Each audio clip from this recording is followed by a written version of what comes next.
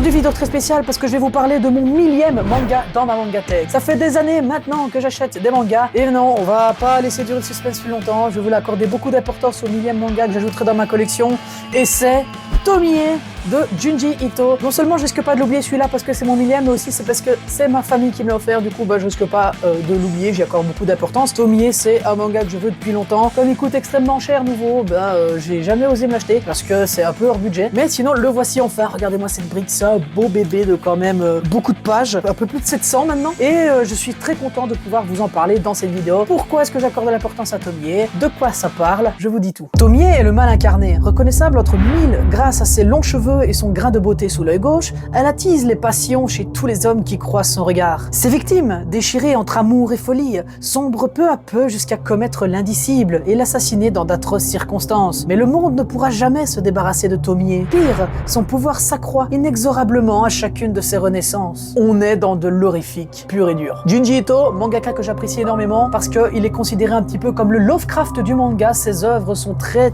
aspirantes, très sombres. Vraiment, son univers est extrêmement macabre. Il n'y a que lui qui peut vraiment dessiner comme ça, je trouve. Faut pas être net dans sa tête pour pouvoir dessiner ce genre de choses. Et si vous voulez en savoir plus sur Junji Ito, je vous invite à aller consulter sa biographie sur internet, ainsi qu'à regarder l'animé aussi de Junji Ito Collection. J'en ai déjà parlé pendant une vidéo d'Halloween. Parmi tous les chefs-d'œuvre de Junji Ito, justement, c'est vraiment Tomie mon préféré, parce que je trouve qu'au final, le personnage est assez attachant, malgré qu'elle est assez démoniaque. Et étant donné que Mangetsu est la seule maison d'édition à éditer les chefs-d'œuvre de Junji Ito, ils font directement des grands formats qui sont tous entre 20 et 40 € au prix nouveau, donc c'est dur pour moi d'acheter ça. Et puis aussi, il faut se dire que dans une mangatech, ça prend quand même pas mal de place. Mais bon, parmi toutes les œuvres de Junji Ito, celle-ci est quand même assez longue, parce que tout est écrit là-dedans. Je ne l'ai pas encore lu, tout simplement parce que je voudrais être posé pour le lire, et puis c'est 700 pages, donc ça ne se lit pas comme ça non plus. Mais je voudrais voir si c'est plusieurs petites histoires de Tomie ou s'il y a une vraie histoire derrière. Parce qu'il y a eu l'OAV de Junji Ito, l'animé, où c'est 2 épisodes où on parle de 2 histoires de Tomie, justement. Elles seront certainement